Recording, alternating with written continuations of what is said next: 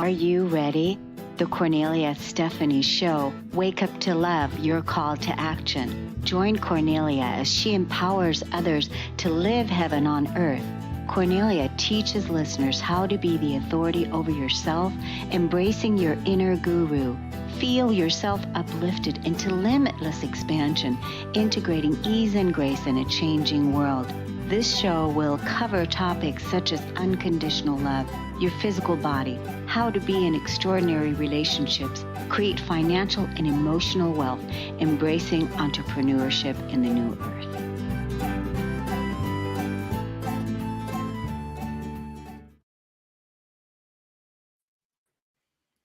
Hello, everyone. Welcome to the Kornelia Stephanie Show. I'm with my beautiful soul family, Pia and Cullen, for our monthly navigation on planet Earth, where we're talking about ascension energies, and that's what we're here to talk about today. How are you, Pia and Cullen? Happy to be here, as always. We love these discussions. They're deep, they're critical, and they're just uplifting. They're discussions that we don't get to have every day. So we truly enjoy when we speak with you and your listeners. Thank you so much. You know, I feel like as we are moving deeper into our creative powers, into our creative energy, the more that we speak our voices of consciousness into the field in this perfect storm that's unfolding, because I feel like, my gosh, we are in the perfect storm. And right now, more than ever, it's important that we honor our unique expression and honor our inner truth. Are you finding that as well? Yes. Yes, and you're speaking something that our Pleiadian friends Larkma talk about with regularity when they speak to the public, and they say we actually speak each other into being. We speak how we speak, whether it's positive, negative, the tonality that we use in our voices, we actually speak each other into being. And it's interesting. You can tell if you walk into a room and someone's speaking and it's not in a positive manner, you can feel palpably the energy that's being broadcast. It's immediate. So I think what you said a moment ago is exceedingly important, because if we speak each other into being, we have to be really careful about how we speak, the words we choose, the tonality of our voices, and realizing how important sound and vibration actually is. And the other aspect of that is that it's really important to be our authentic self, which requires that we be transparent. In other words, let the light that we are shine out, not the bad mood we may be carrying, but be transparent about who we truly are, and let that accompany with our light the words and tones Cullen is talking about, that we speak each other into being. We need to be authentic, we need to be transparent, we need to be kind, and we need to use proper tones and words. And all of everything that you just said all begins with the self. Yes. It does. It does. So when you're by yourself, when we're by ourselves, is that the way that you're being with yourself? Kind, loving, nurturing, listening, compassion, all of those qualities that we want to see in the world, in relationship, with each other.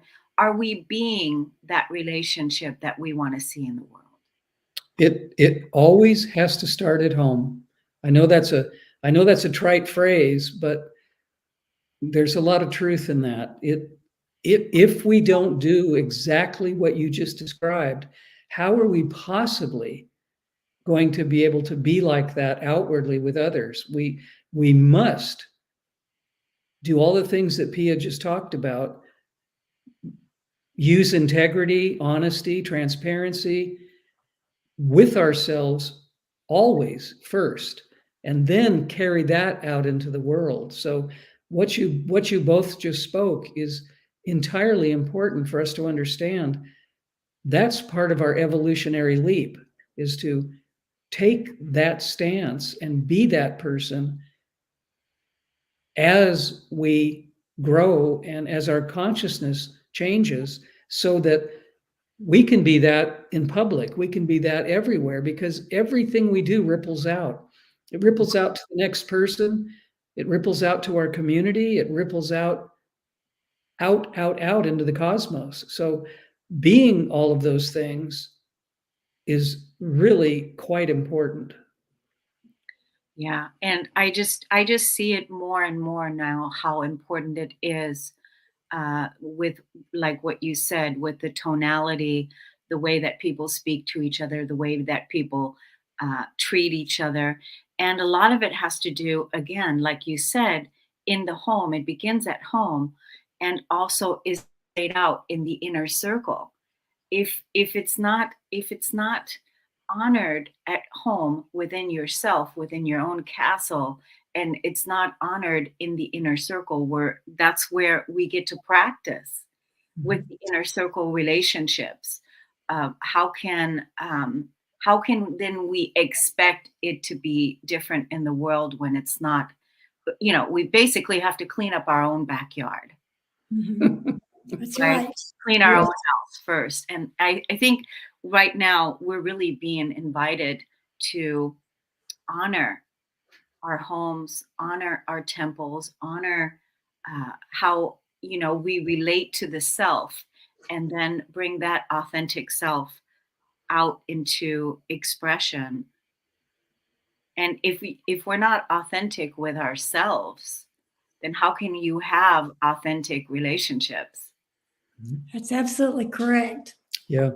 Yeah. One of my grandmothers used to say when I was a small child, she would say, if you really want to get along with people, if you really want to be honest, she said, you have to clean your own dooryard first. She said, if you do that, you will go out into the world with a clean slate. And I thought that, I was only a little kid when she told me that, and she said it repeatedly. I thought that was really good advice, because it really does make a difference if we do that first and then we carry it out. It really truly does make a difference. And that, just that one way of being, can cut through projection. If we do the work on ourselves, there's no reason why we would project something that's unfinished in our own personality out onto someone else. So by clearing up whatever it is that needs to be cleared up in our own world at home, and I'm using home as just a general statement, but if we do that first, then there's no need to project any incomplete or any confused energy that we may have, that we're not even clear about, or that we may not even know that we're still avoiding in our own cleanup of our own personalities.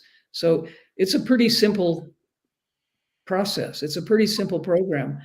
Just do the work personally, and the way you will present yourself in the world will be a much cleaner, a much more open way of communicating and being. Yeah. And I think, for far too long,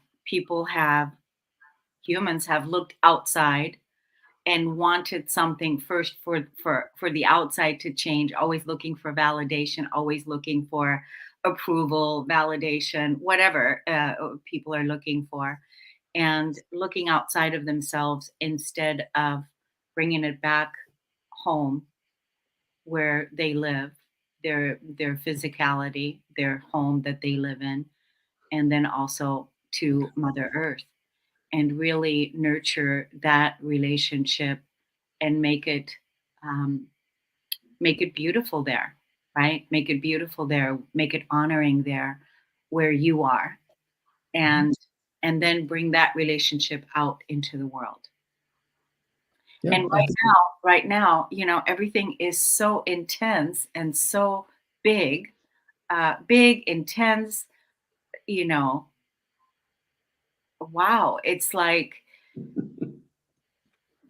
what do we do in this perfect storm? We stay calm and we center ourselves and we send that light right out into the world, and we be as kind and loving as we can be and trust that whatever happens, it's going to be okay. Pia told me something years ago.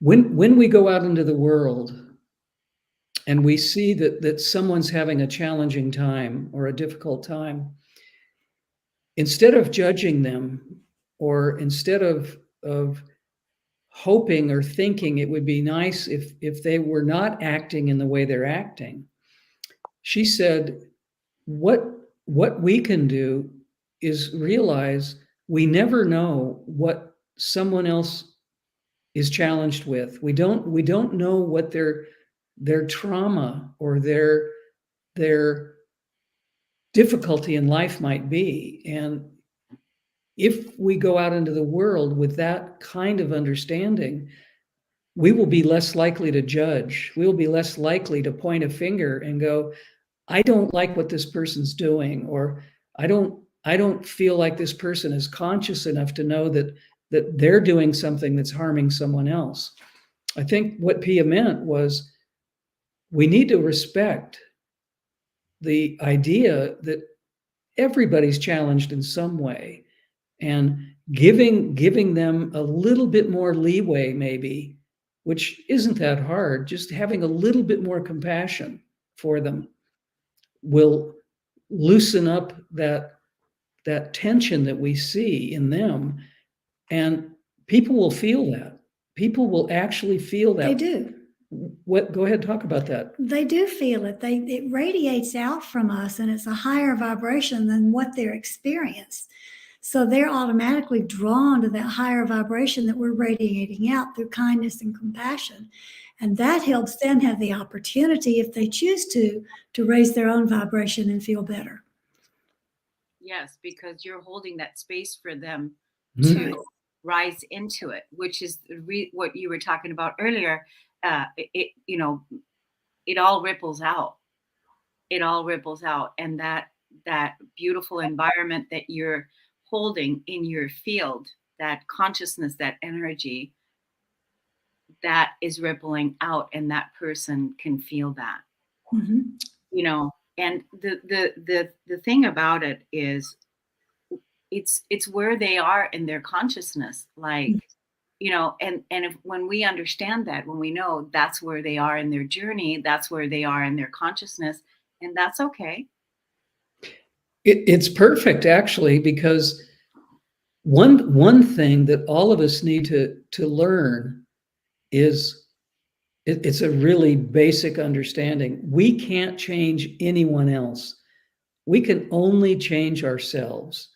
And if someone's doing something that seems untoward or not very nice, or That we just don't like. yeah, it can be something little, a sarcasm, or it could be a genuine meanness. It doesn't matter what it is. But if we try in our own heart, in our own mind, even if we don't speak it verbally to them, if we think we can change them and make them different, make them happier, make them something other than what they are in their perfect state, it's an impossibility. We cannot change what they're doing. But what Pia said a moment ago, just beaming out that sense of love and light, beaming out that feeling of support, if they feel it, if they can take it in, as Pia said, then maybe it'll make a difference, but it's not changing them. It's simply allowing an energy to be understood that's available to everybody. And I think that's a really big deal that humanity needs to learn, because so many people are trying to fix everyone else. We see it in family dynamics all the time, where a family member is just doing their best to try to change their parents, or a parent trying to change a child. And it's basically never going to work. It's not possible. It's not even intended to work. That's not the way families are intended to work. Families are intended to trigger each other so that we have the opportunity to change ourselves. It's not about changing somebody else in the family or in any relationship.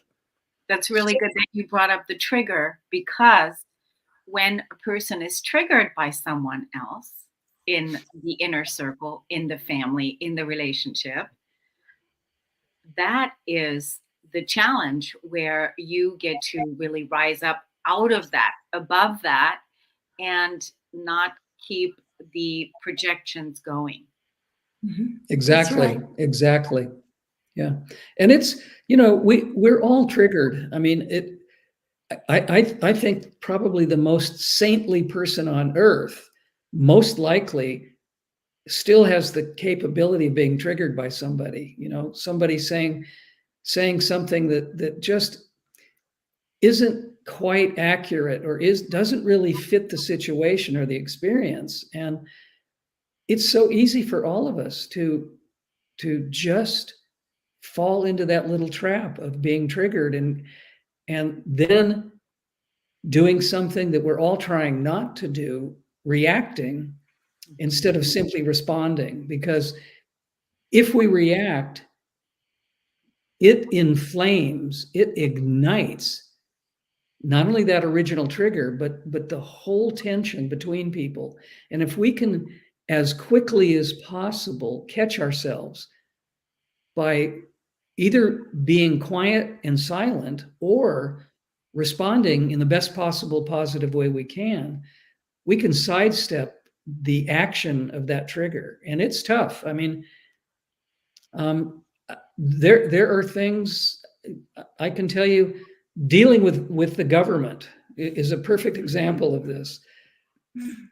Someone can go to a governmental office with a request of something really, truly simple, and getting into the red tape of the agent or the officer saying, no, you can't do that, or no, that's not possible, or it will take 2 years for this to take place. Something as simple as that can bring an enormous triggered reaction. That's the trigger of feeling trapped. And I actually feel that many of us right now in the current circumstances feel trapped one way or another. Trapped by circumstances, trapped in relationships, trapped in jobs we don't like, trapped by finances, trapped by things that trigger us left and right, which we don't even expect them to come, trapped by things breaking and falling apart unexpectedly, trapped by the weather, trapped by 5G. I could go on, but we talk to so many people all over the world, and a common thing that we're hearing is how trapped people feel. It's just where we all are as a species right now. We're trapped because we can't quite make it through the birth canal to the new human yet. We're trying, we're pushing, we're trying to make that transition, but we can't quite get there. That causes a feeling of being trapped. And it's offering us the opportunity at this moment to release the feelings of trappedness through the experience that we're having, the situations, all the beautiful things that you just said, Pia, all the challenges that many people are feeling, that we're all feeling, and to release those feelings and reclaim our inner authority through it in our mastery. It's interesting. Go ahead. Even knowing that other people are feeling the same way helps us to release it, because when we think it's all about us and we're the only one struggling or suffering, that sense of separation makes us feel even more trapped. So even knowing that other people are going through it in their own style with their own story, but they're going through it also, helps us to release that. So as you said, releasing it is a good thing as long as we don't release it in anger on somebody else. We have to release it in our own way, doing our own work. Yeah. Right. Not projecting it back out onto, but not to recreate it again. That's the whole point. Yes. Exactly. Yes. Not to Exactly. do it again, not to recreate the drama. That is absolutely a fundamental thing that we're not very good at, because people like to repeat the same story over and over and over again. And Pia used to tell me, I hope I can share this. Oh, you know what you can share. Um, Anything I've told you, it's open. in Pia's psychology practice for years, people would tell her his or her story.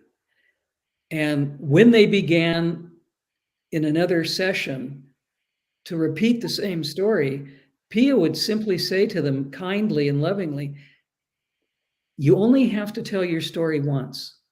It's not going to help you to repeat the story over and over and over again, because you simply re-traumatize yourself by repeating it. Energetically, you're in a loop.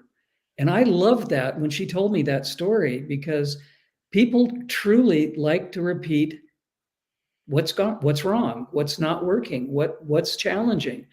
And go ahead. There's another stage in that also, and that is when the client, the person you're working with, gets past the retelling of the story.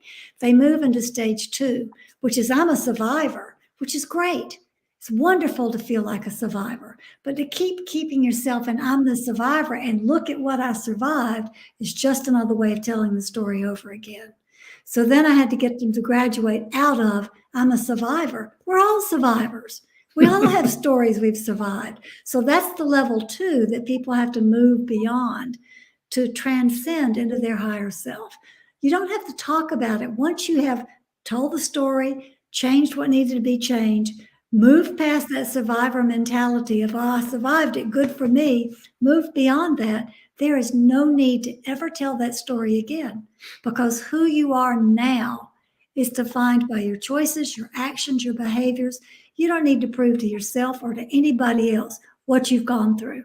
And it certainly doesn't help them to say, well, this is what I did, this is what I went through, because that also encourages them to dig deeper into their trauma. Instead, helping them to be better by saying, well, this is what I do now, is way more powerful.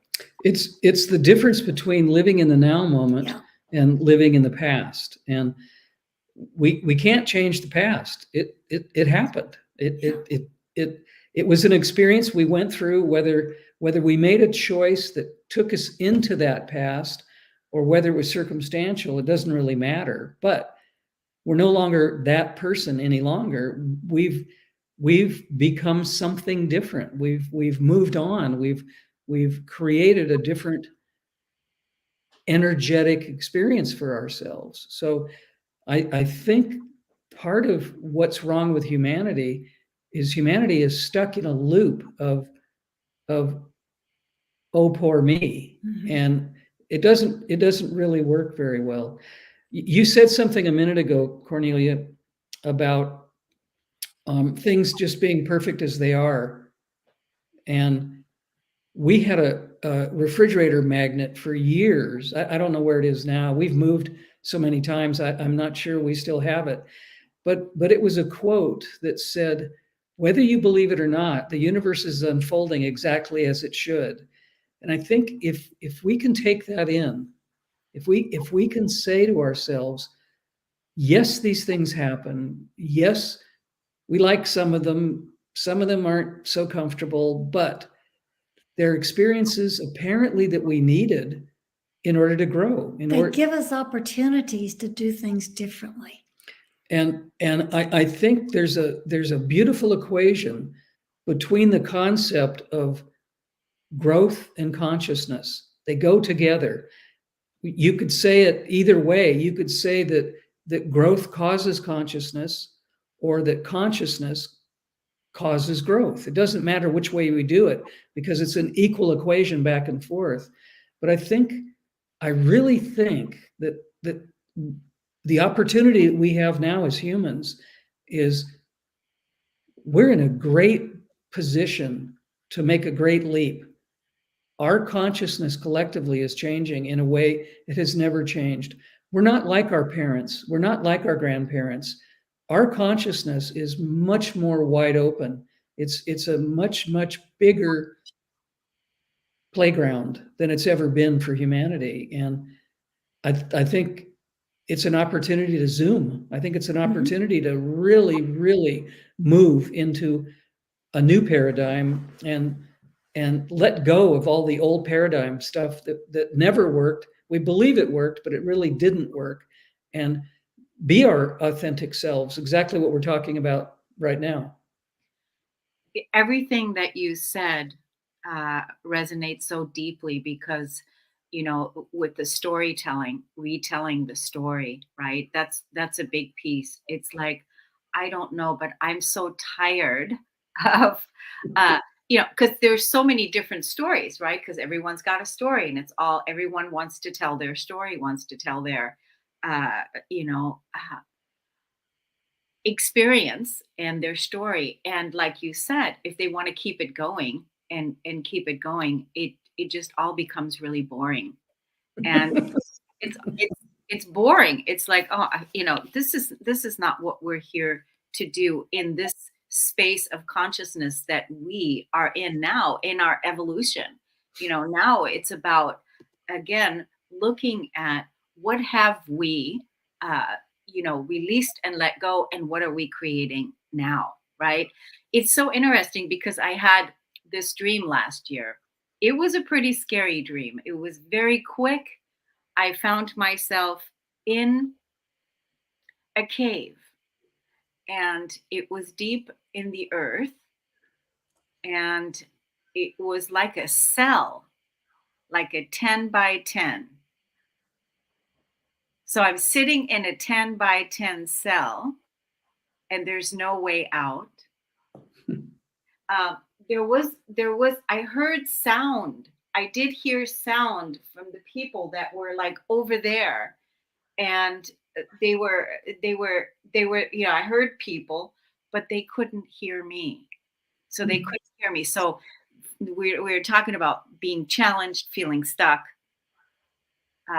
you know, and that's exactly what we've been doing, is releasing that stuckness, releasing, you know, releasing feeling trapped, you know, letting go so that we can break free. Mhm. Yeah.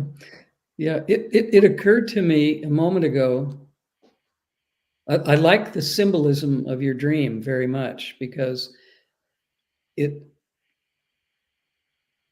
it's kind of the answer to the whole picture. If you look at the symbolism of feeling trapped, you know there's something out there because you can hear others, but they can't hear you. Yeah. The symbolism there is fantastic. I think that was a genuinely growth-filled dream experience. That I like that a lot. What I was going to say a few moments ago, but I wanted to hear what you were going to say about your dream, is I think the reason people tell their story over and over again is because it's their identity. It's how they view themselves as, and this is going to sound funny, but it's a comfortable space in a way, because they identify with the story. It's familiar to So them. it's a safe place, actually. It's not a progressive, evolving place, but it's a safe place. And I think that's why people cling to the story of their identity, or the identity of their story, is because if they let go of that, they don't know who they are. And that's really scary. That is fundamentally scary, because if I'm not that old person, who the heck am I? And I think from a psychological point of view, it scares the pants off people, because if they're in a transitional place where they're no longer that person, but they haven't really become familiar with who they are in the now, there's a sense to say, well, gosh, I know that old me. It's familiar, it's safe, and maybe I don't want to venture out because it's a little scary out there. So I think that's why the repeat button continues to happen. And I think the trick is to realize that moving forward can be scary, but the potentiality of possibilities is so big. Why not make the leap? Why not use the courage to do that? And I've probably mentioned this on your shows before. I thought up a little trick years ago, and it's really simple. Any new thing should be 50% exciting and at the same time 50% scary. Because if it's not a little bit scary, it doesn't challenge you. There's no growth in it. Exactly. And that Yeah. doesn't mean like clinging on to fear and really being afraid. It's just that little, oh, how am I going to handle this? Because it's new. You brought up a word, fear. Lately, boy, there's definitely been lots of fears that we've been transcending in the collective. There's definitely a lot of fear out there, and that has kept us all busy transcending those fears, transcending again, releasing and letting go of those fears so that we can really truly move into our soul essence, our light essence, and our truth. Because we know that fear isn't real, but many people are living in that fear. And we talked about retelling the story again.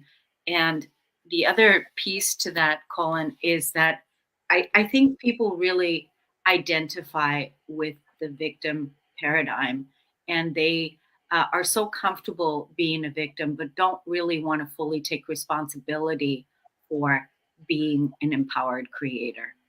Absolutely. Absolutely. And that Kornelia always brings up the little word responsibility. Fear and responsibility are almost opposites. It's a little bit like when people talk about the opposite of love, many of us think of fear.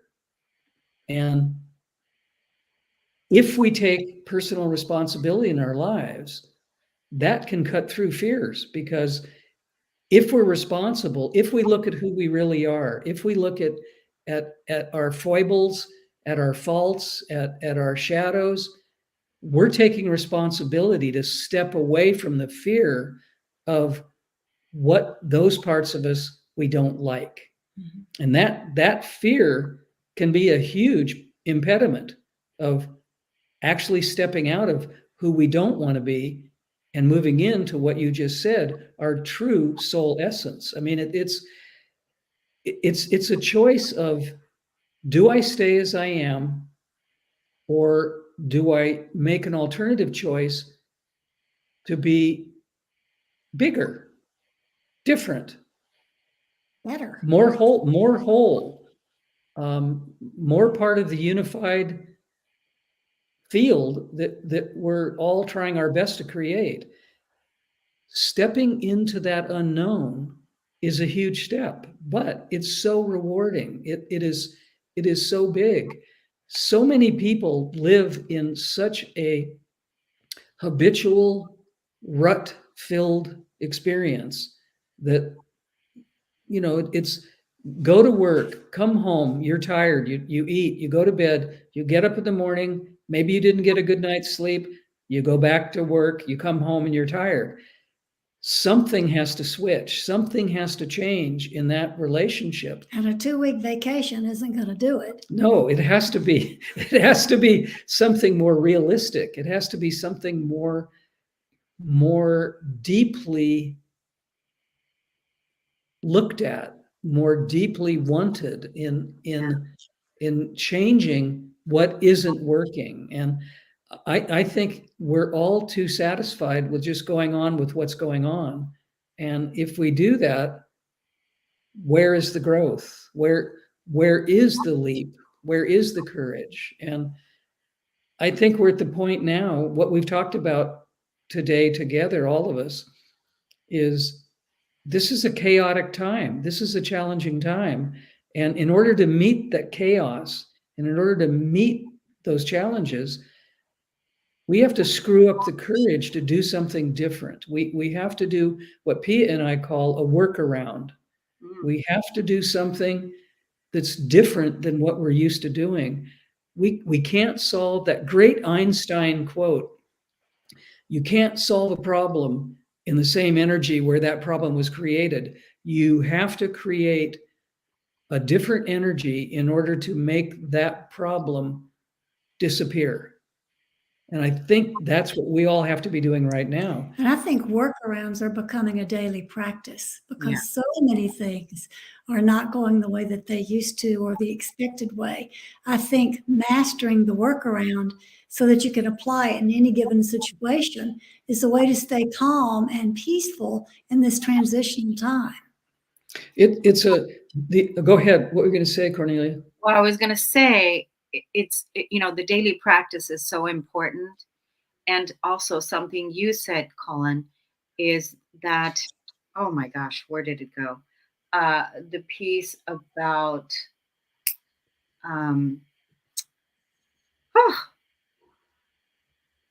it's there somewhere. It'll come back. It's there somewhere. Go ahead, Cullen. Coming back. Well, there's a great analogy to the concept of workaround. Pia and I like to use the symbol of water. Water has the ability to move around, work around, go up above, go below, go on one side, go on the other side. Water is a great symbol or a great analogy to the idea of workaround. We have to be more fluid, like water. If we act like a fluid material, we can bend, we can change our way of approaching something. If there's something in front of us, let's say a rock in a stream, water will simply move above, below, around, however it does what it does in its own wisdom. That's what we need to create in our lives, to work around things in a fluid, more flexible way. And that little change in how we perceive how a workaround is so easy, it enables us to change whatever's in front of us. It just makes everything easier. It makes everything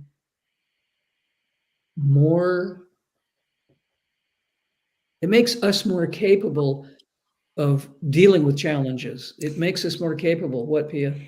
I wrote about this in my book, Sacred Retreat, a whole chapter on being like water. And what Cullen is explaining from another perspective is it's a way of honoring the divine feminine within us, which men and women hold the divine feminine. We all do. We all have an androgynous mix of the divine masculine and the divine feminine. But our culture has pushed for male patriarchal attributes to be valued more than divine feminine attributes within us. When we actually institute something like being like water, as Cullen was just explaining, to resolve obstacles or difficulties, we are actually increasing the efficacy of the divine feminine within us.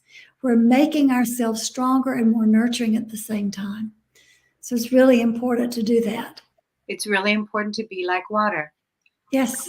Yeah. And when we remember that our bodies are 80% water, right? And it's really our emotionality, our emotional being in that fluid state that is not, what is that? Reacting. It's not reacting, but it is neutral. And it is like water. It is moving and bending and flowing.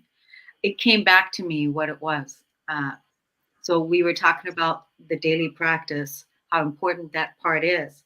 And you said it, it's the desire to want to change things and not stay in the victim consciousness of being so afraid of the unknown that, oh, you know, the part about going to work, coming home, being tired, and then repeating it, Groundhog Day.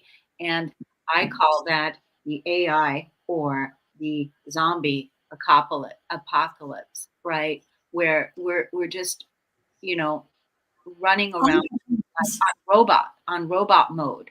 And Yeah. that's not what we came here to live. And that is not what you want your children to live and experience. That's not what we came here to do. So having that desire to call forth what you really want to experience, more freedom, more connection, more ease, more flow, all of those things that we came here to co-create together in our new earth, in our new paradigm as the new human, not the robot, not the zombie, not the uh, what do you call it, the reporter, the projector, the, you know, but the creator. Mhm. Absolutely. There is a billboard on one of the highways that we drive on near where we live, and it's orange and white. The background, it's a full-size billboard, and the background is orange and the letters are white, and it says be a creator. And that's all. There's no advertisement. They're not selling soap or beer or coffee. It just says be a creator. And I cannot figure out for the life of me who paid for that, who put that up. Every time I see that, I think, I wonder what people think when they see that. I wonder what the effect of that is on the average person who drives by and sees be a creator. It's astonishing. I love it. I don't understand it, but I love it.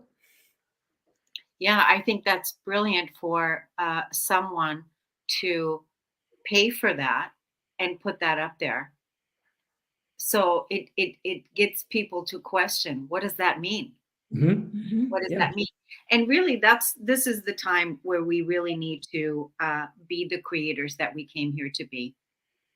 And anything we can do to encourage questioning and cognitive function is a good move because people don't think through anything anymore. They just take it as it is and they don't activate their creative abilities. They just let them be dormant. So, And part of that is because we're all sped up. Society works at such a ridiculous speed at this point. Um, there's so many pointers, advertising, um, computer communication. There are just so many examples of how we're sped up as a society, mhm. and it's challenging for many people to take the time to actually do what Pia just suggested, to actually think about what they just saw or what they just heard. It's all a blur now. Everything is about speed. And it's incredible when we listen to people talk in public, if we're not in the conversation, we're sitting near or walking by, we notice that people aren't speaking in complete sentences anymore. It's as though they're texting each other, but they're not texting on their phone. They're verbally texting each other in person. It's really quite scary to watch this happen. They're using partial words. They're leaving out words. They're talking so quickly and not using thoughtful, complete sentences or complete thoughts. It's amazing that anybody understands anybody at this point. It, You know what I'm finding too is that they don't want to do eye contact. mhm. They don't want to do eye contact and really have the skill and space or whatever to listen, to be present, right? And because everyone seems to be in that mode of defending, defend. It's that. And so that's the narrative that's going on, but people don't want to make that eye contact. That's the part that I'm really finding sad. It's absolutely sad, and the reason for that is because people are glued to their screens, whether it's a computer screen, a smartphone screen, a tablet screen, a television screen. And sadly enough, Pia and I came across some scientific journal papers maybe 4 or 5 years ago that were specifically aimed at talking about children losing their comfort in looking in each other's eyes because they are given screens so early now that they're orienting themselves visually to a screen, not to another person. So you're absolutely right, Kornelia. That skill that we all used to have is diminishing day by day, and it's really sad if children don't feel comfortable now actually looking in other children's eyes or anybody's eyes. And I think, and this is a tough subject, but I'm going to bring it up anyway, because we're honest in these conversations that we have together. The whole COVID thing has exacerbated that not looking in each other's eyes, because we were told, distance yourself from others, don't go out and be around people, don't socialize. So actually, the 2.5 years of the COVID nonsense has actually made this inability to be comfortable looking in each other's eyes much, much stronger. So we are participating now with a manipulated desocialization. The government caused the desocialization and put it in place, and the industry of technology pushed the use of smartphones, use the computer, text, get everything up to speed. We are actively participating by choice in desocializing our children, which is very sad. I mean, this is a subject that Pia and I could talk about for hours. When we're in public and we see adults giving infants smartphones to play with, these little kids aren't even ready to deal with technology, but these adults want to talk to other adults, let's say at a brunch, and they don't want their kids to interrupt their conversations, so they shove these devices on them. It could be a tablet or a smartphone or a computer. We see this over and over again, and it really saddens us because the parents really don't realize what they're creating in their children. They're creating little automatons who are losing their biological makeup. They are actually thrusting AI onto these little people, not realizing what they're creating. And it makes us really, truly sad. And that is happening in your home. That is the part that we're talking about, because we started talking about the home is where it all begins. And that is happening there in your home. Because what it is that we're creating in the home, eventually, this is what we're seeing out in the world. So when you're creating a beautiful, nurturing, loving, present environment, that begins with the self and then your inner circle, and you create that, then that is eventually what you will see in the world, right? Ripple out. But if you're creating a disconnected home and a home where you keep, being that zombie of being, tired and doing the same thing over and over again, instead of rising up and out, calling forth your desire about what you really truly want to experience as a soul, and how important that is, right? What is it that you really came here to experience and fulfill as a soul?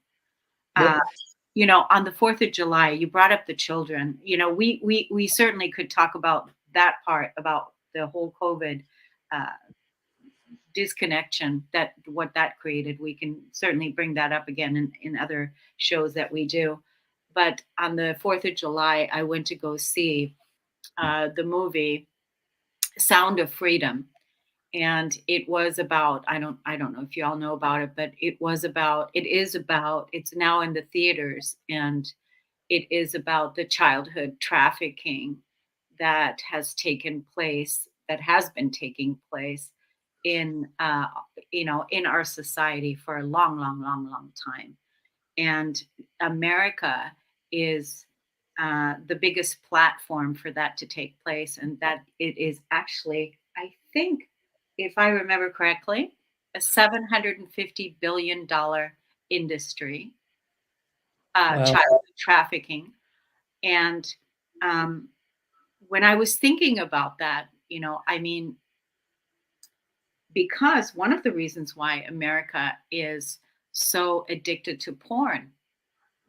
So they're so addicted to porn. This is a big, huge addiction that's taking place here. And part of the reason why this is happening to children being sold on the black market in the United States of America, the biggest culprit, it's happening here in our home, in our backyard, in front of us.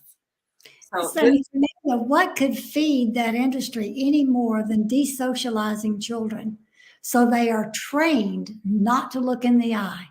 Doesn't that just feed them right into the industry, because they're not trained to look in somebody's eyes and assess what is the energy of this person? Can I trust this person? Can I trust this person? They're not trained. They don't have the social skills. And we have done that to our children, setting them up to be victims of this trafficking. Circumstance, because they're so vulnerable. They deserve security. They deserve to be loved. They deserve a beautiful environment. They deserve nurture. They deserve to be safe. They deserve all of those things. Yeah. And this is what we've done. I see it in the grocery store where the kids buy, they buy the gaming cards of, like they're like under 10 or whatever, but they're standing in line to buy the games, like, these cards, activating these cards to play games online, right? Play games. And, these are like $60, $100. But that's what they're doing. This is amazing. I'm so old. I am so old that I remember when I was a child and I was taken to a social situation before electronic devices were invented. We played with real toys. We were right there with adults talking to each other, and the children were occupied with playing with toys, real toys that could have been educational or just fun or colorful. And what a difference in my lifetime between what I experienced as a social being in an environment where there are adults doing what they're doing, children in the same room, in the same restaurant, wherever the situation was. We were perfectly happy playing with toys that were not electronic. There were no batteries connected. They didn't have a USB cable attached. What a difference in my lifetime alone that I was able to coexist with adults that didn't try to shut me up or keep me occupied.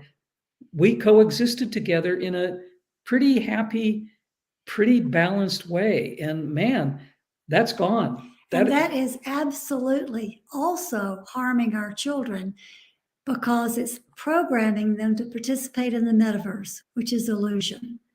Not to be human in a biological body here on this earth connecting to each other, but to enter into something that they can see on a screen and pretend they are an avatar, which is not real.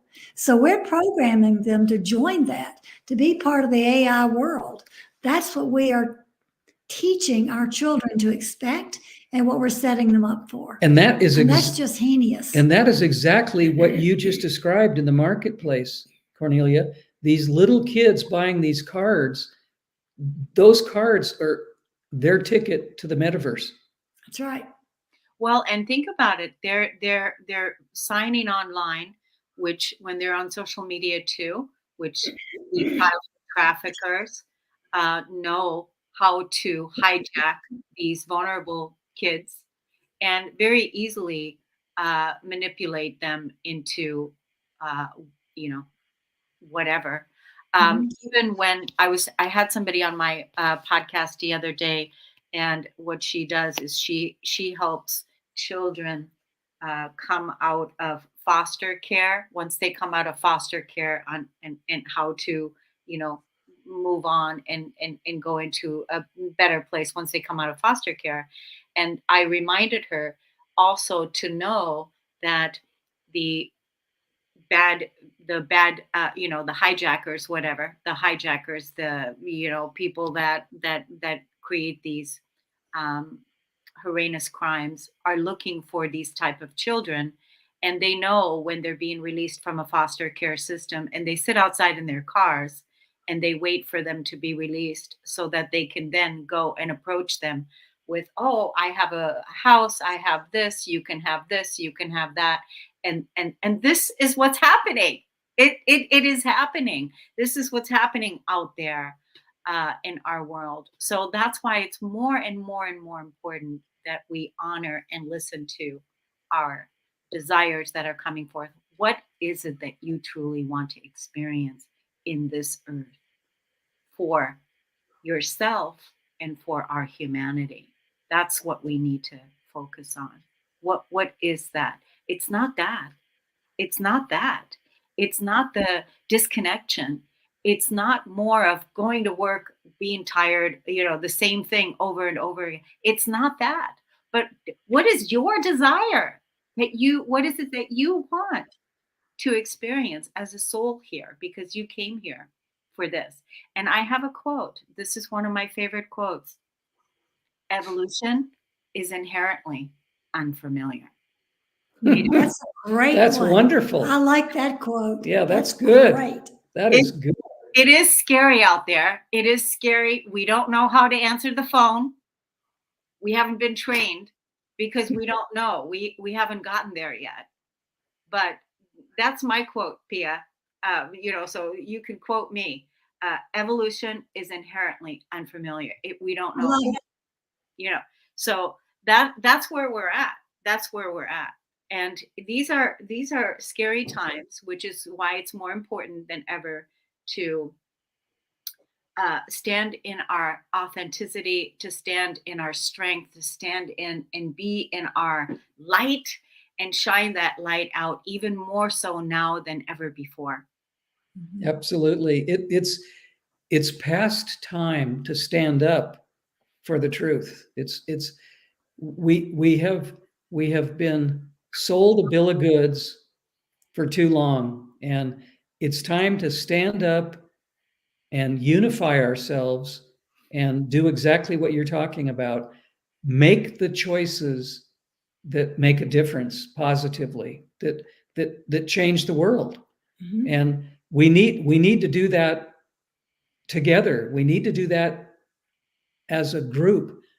It's an individual choice. We have to say, yes, I'm going to do this. I'm going to stand up for this, but it's all of us together standing arm in arm, hand in hand, that's going to make the difference. And that's all about people waking up. And the more that people wake up, the more people are going to say, no, we're not going to tolerate this any longer. And that's important. We're not going to tolerate it. Not on my watch, right? Not on my watch. That's Absolutely. a piece to say. Not on my watch. That's not happening here. So always releasing the feelings of, you know, inner powerlessness that we feel through whatever situation that we find ourselves in. We're not victims of our circumstance.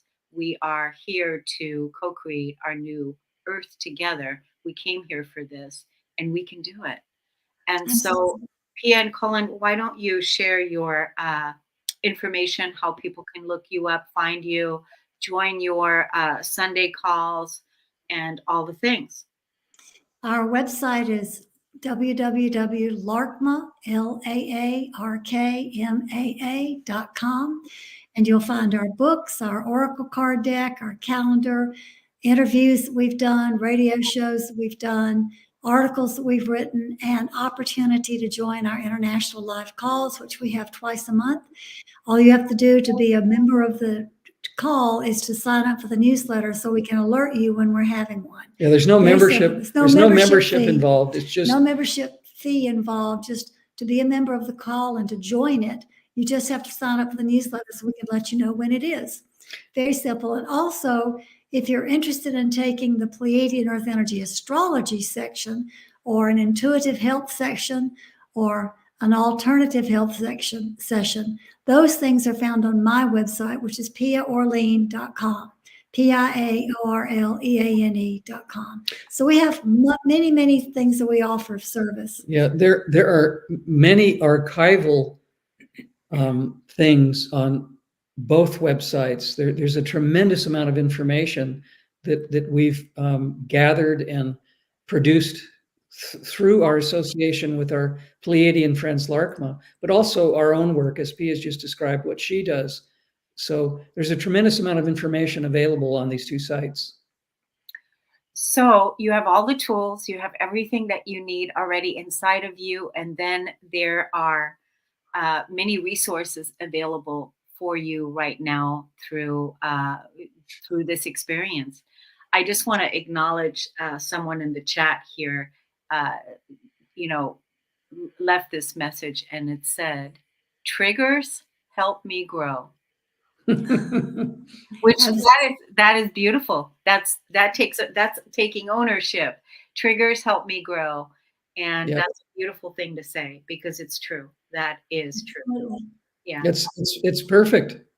So thank you everyone for listening. Please like and share this video with other people in your inner circle in the world. And we'll see you again next time in August of 2023. Thanks, Pia and Cullen, for being on the show today. Thanks, Thank you. We love these interchanges. They're tremendous sharing together. Tremendous sharing and tremendous creations, because we are creating it as we speak. Thank you, everyone. We'll see you again next time. Take good care.